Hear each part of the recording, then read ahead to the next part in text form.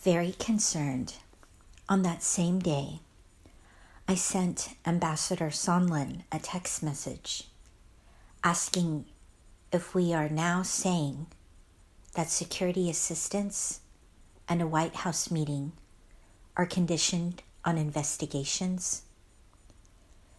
Ambassador Sondland responded, asking me to call him, which I did. During that phone call, Ambassador Sondland told me that President Trump had told him that he wants President Zelensky to state publicly that Ukraine will investigate Burisma and alleged Ukrainian interference in the 2016 U.S. election. Ambassador Sondland also told me that he now recognized that he had made a mistake by earlier telling the Ukrainian officials to whom he spoke that a White House meeting with President Zelensky was dependent on a public announcement of investigations. In fact, Ambassador Sondland said everything was dependent on such an announcement, including security assistance. He said that President Trump wanted President Zelensky in a public box by making a public statement about ordering such investigations. In the same September 1 call, I told Ambassador Sondland that President Trump should have more respect for another head of state, and that what he described was not in the interest of either President Trump or President Zelensky. At that point, I asked Ambassador Sondland to push back on President Trump's demand.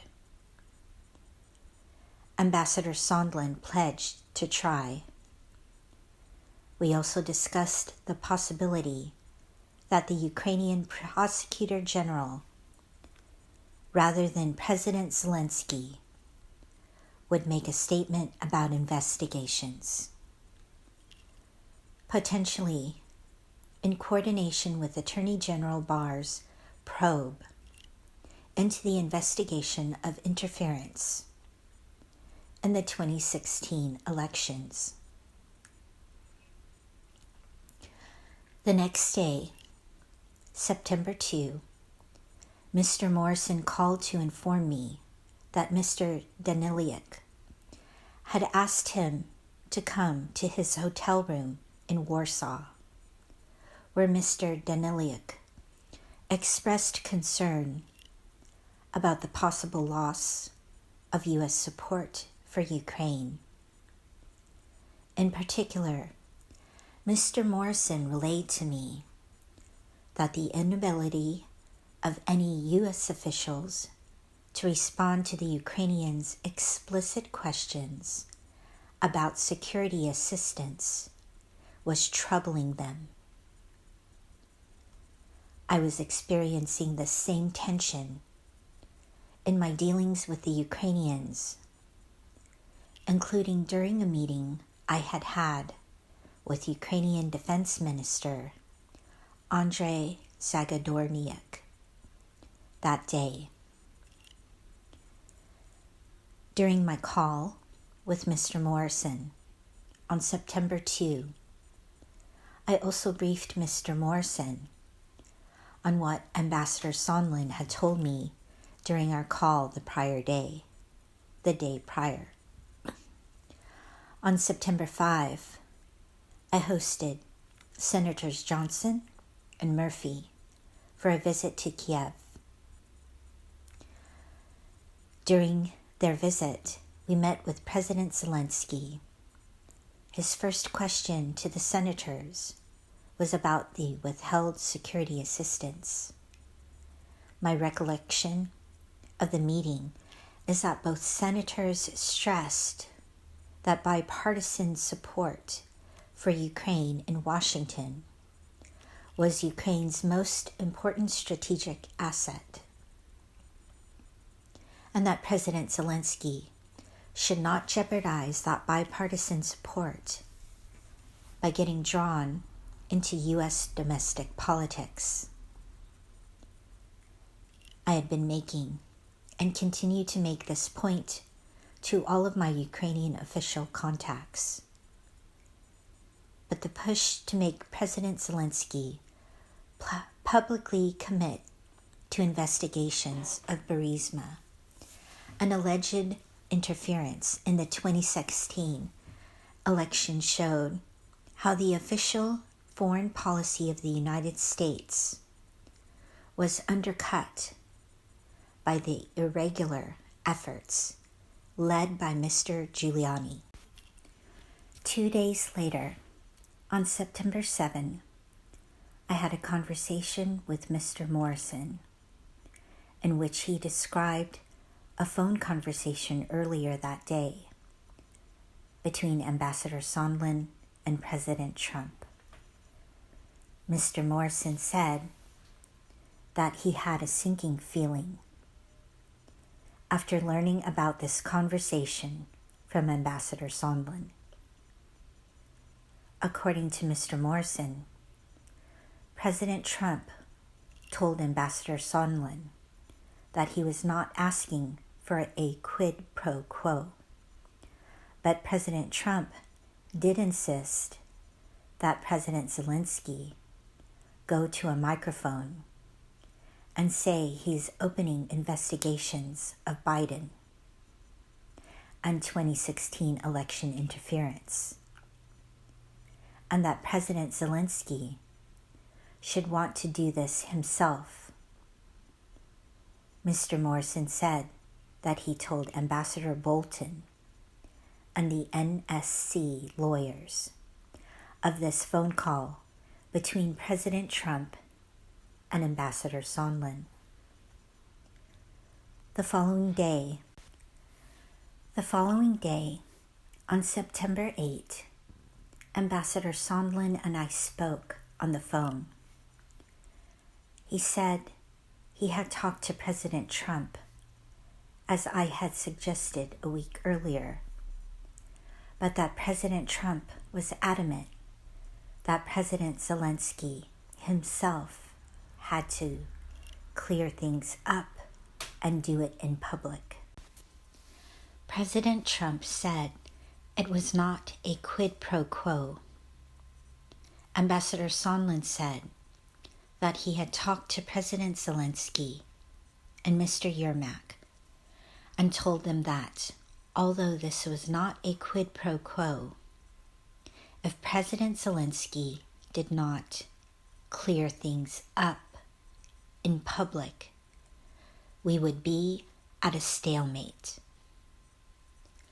I understood a stalemate to mean that Ukraine would not receive the much-needed military assistance. Ambassador Sondland said that this conversation concluded with President Zelensky agreeing to make a public statement in an interview with CNN. After the call with Ambassador Sondland on September 8, I expressed my strong reservations in a text message to Ambassador Sondland, stating that my nightmare is they, the Ukrainians, give the interview and don't get the security assistance. The Russians love it, and I quit. I was serious. The next day, I said to Ambassadors Sondland and Volker that the message to the Ukrainians and Russians we send with the decision on security assistance is key. With the hold, we have already shaken their faith in us. I also said, I think it's crazy to withhold security assistance for help with a political campaign. Ambassador Sondland responded about 5 hours later that I was incorrect about President Trump's intentions. The president has been crystal clear, no quid pro quos of any kind. Before these text messages, during our call on September 8, Ambassador Sondland tried to explain to me that President Trump is a businessman. When a businessman is about to sign a check to someone who owes him something, he said, the businessman asks that person to pay up before signing the check. Ambassador Volker used the same terms several days later while we were together at the Yalta European Strategy Conference. I argued to both that the explanation made no sense. The Ukrainians did not owe President Trump anything, and holding up security assistance for domestic political gain was crazy, as I had said in my text message to Ambassadors Sondland and Volker on September 9. Finally, I learned on September 11 that the hold had been lifted and that the security assistance would be provided.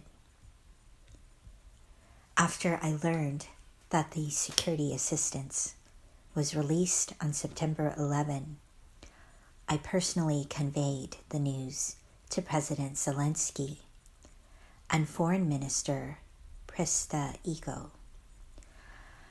And I again reminded Mr. Yermak of the high strategic value of bipartisan support for Ukraine and the importance of not getting involved in other countries' elections.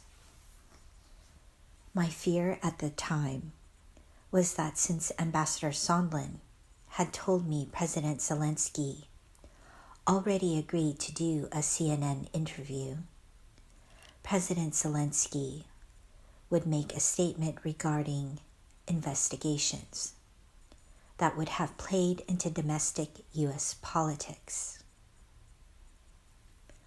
I sought to confirm through Mr. Daniliuk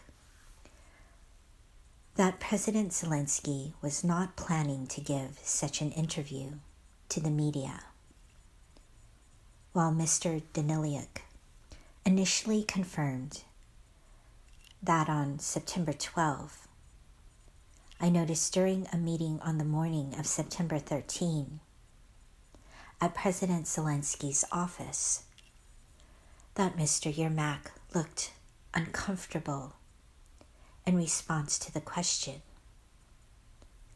Again, I asked Mr. Daniliuk to confirm that there would be no CNN interview, which he did.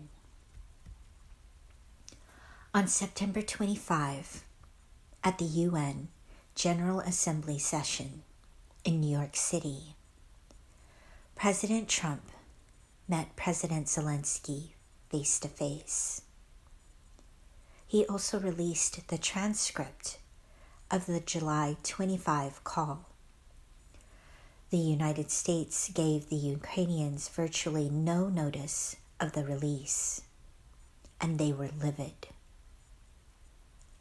Although this was the first time I had seen the details of President Trump's July 25 call with President Zelensky, in which he mentioned Vice President Biden, I had come to understand well before then that investigations was a term that Ambassadors Volker and Sondland used to mean matters related to the 2016 elections and to investigations of Burisma and the Bidens.